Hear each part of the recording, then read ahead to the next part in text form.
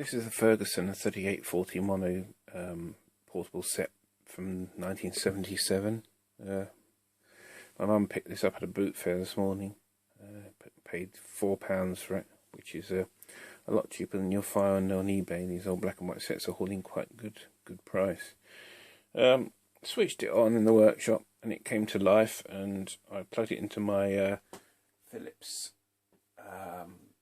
signal generator, and it produced a picture for a while, and then it started jumping around all over the place.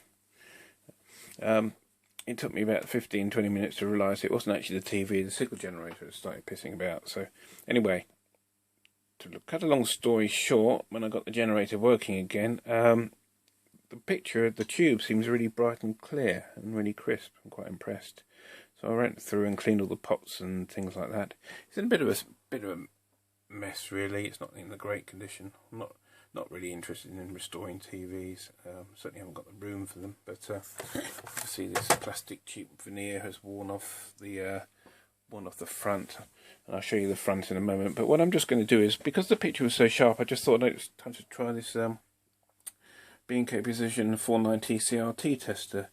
Now the problem is this tube, which is a Mullard A34/540. There's no information on the internet at all about them. There are a few points that someone's taken the back off a TV and seen that it's got this tube, but there's no pin-out information or anything. So with a bit of guesswork and a bit of sort of deduction from pin-outs on the back of the connector here, I've sort of finally worked out what pin is which pin is which, and we're going to give it a go.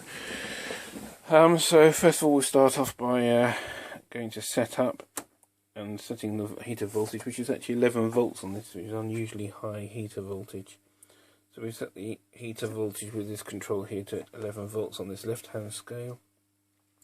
Set the G1 potential to 50 volts, which is standard for most sets apparently. And with that set, that's all ready to go. This meter on the right is showing our line voltage, but we're working on 240 volts. This has got a step down transformer in it, so it's 120 times 240. And then you can see that there's no shorts or anything like that between any of the elements in the CRT. So that shows for sort of grid leakage, heater to cathode leaks, and various different shorts. So the next thing we do is we set cutoff. Now I'm actually running on the blue gun at the moment. It doesn't make any difference. It just depends how you want to do it. I was working on the red gun, but I couldn't work out if the connections were right. And as I made these leads up, I thought I might have made a mistake with the wiring, which I haven't actually.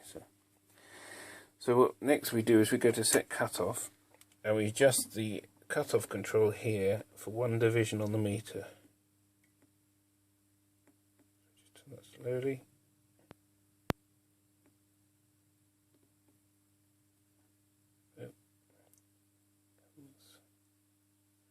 Just want 1 division. It's about there. That's your cutoff set, and now you can go to test, and you can see it's testing high in the good areas, so that's good. And then we can do an emission test just to see how long it thinks. What this does is, this is a life switch here. If you press this life switch, what it does is it reduces the heater current, and you look for fall off on the meter. So that's your emissions. See it drop back slightly, so that shows that the set's gun is actually really good. You can actually turn the heater voltage right down to say something like 8 volts, and you can see it's still holding up with a really high emission. So this CRT is really strong in this set, so that's quite a useful test, and useful to know how long the tube's actually got to last. We're not going to use any of these. These are for sort of last resorts. This switch here, you can press this, it won't cause a problem. It tests to see if the focus anode is shorted, or has got continuity, should I say, but it's not actually connected in this set. A G1 to cathode short is supposed to clear those by applying a bit of current to the two controls, and apparently you can get some quite spectacular lightning effects and sort of flashes inside the tube if you've got a short and you manage to clear it. I've seen some quite amazing videos. Shango 066 did a couple of them where he actually when you press this button, you actually see a sort of like a blue flash inside, or a purple flash inside the CRT, and it's quite spectacular. And the recovery to the picture is like a new set again. So it's quite impressive. But you only do any of these things at a last resort. It's got 2 modes of cleaning. It's got rejuvenate, which is really quite an aggressive, and there's clean and balance, which basically applies more power to one of the. I think it increases the heat power to the cathode and burns off the cathode. It won't be doing any of that because obviously the CRT is absolutely fine. So let's disconnect this, and I'll show you the front of the set. Nothing very spectacular to look at. Pretty plain sort of budget set from the 80s. Let's pop this front on for you. Get this.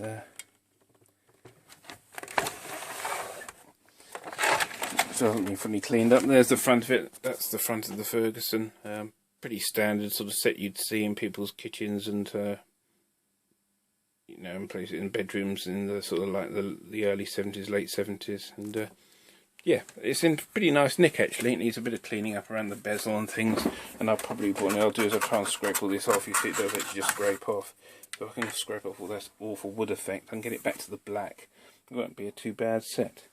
Anyway, I thought this might have been interesting. I mean, I'm not going to do many videos on TVs, but this was mainly of interest for me, so I could work out how to use the rejuvenator. But thanks for watching.